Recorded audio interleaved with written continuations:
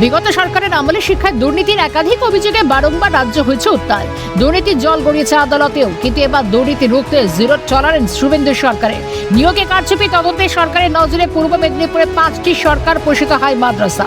প্রশ্ন ছিল সম্মুখীন এই মাদ্রাসাগুলির মোট 32 জন শিক্ষকের ভবিষ্যৎ কর্মজীবন। কিন্তু নিয়োগ কি সরকারি গাইডলাইন মেনে করা হয়েছিল? যোগ্যতার ভিত্তিতে আদৌ কি নিয়োগ হয়েছে, নাকি হয়েছে স্বজন পোষণ? নিয়োগ প্রক্রিয়ার সঙ্গে সরাসরি জড়িত কারা ছিল?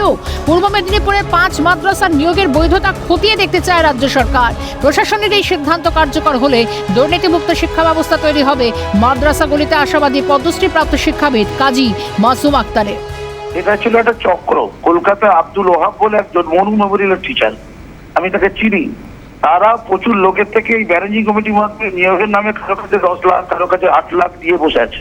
নিয়োগগুলো জলাঞ্জলি হিসাবে এই যে করাপশন হয়েছে পশ্চিমবঙ্গে, মাদ্রাসাতে বিপুল করাপশনের জন্য এই মাইনরিটি টিচার্স এই শব্দটা তুলে এই লুটের রাত তৈরি হয়েছে। দীর্ঘদিনের দাবি পূরণ হতে পারে বলে আশা করছেন বেঙ্গল মাদ্রাসা ফোরামের সভাপতি ইসরাফুল মন্ডল।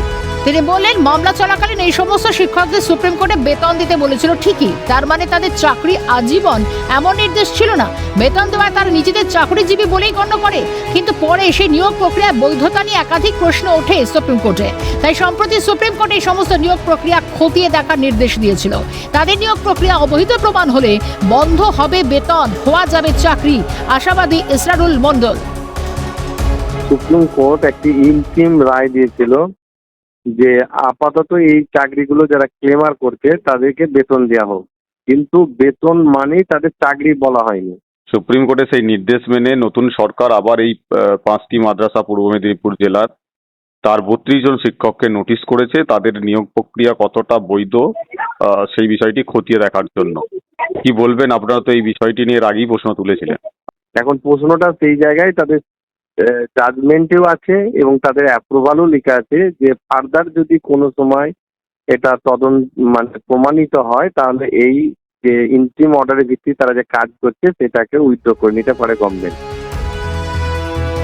আপাতত সুপ্রিম তলবের মুখোমুখি 32 জন শিক্ষক। নিয়োগের সত্যতা প্রমাণ করতে 3রা August director of Madrasah education দফতরে বৈধ নথি নিয়ে হাজির হতে হবে অভিযোগে বিদ্ধ শিক্ষকদের।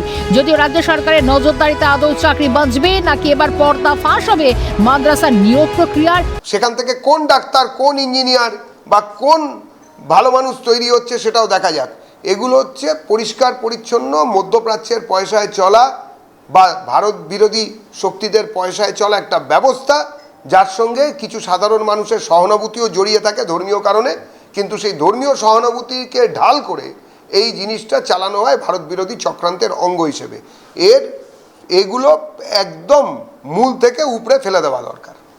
জবাব পাওয়া সময়ের অপেক্ষা। মফিজুল ইসলামের রিপোর্ট, ক্যালকাটা নিউজ।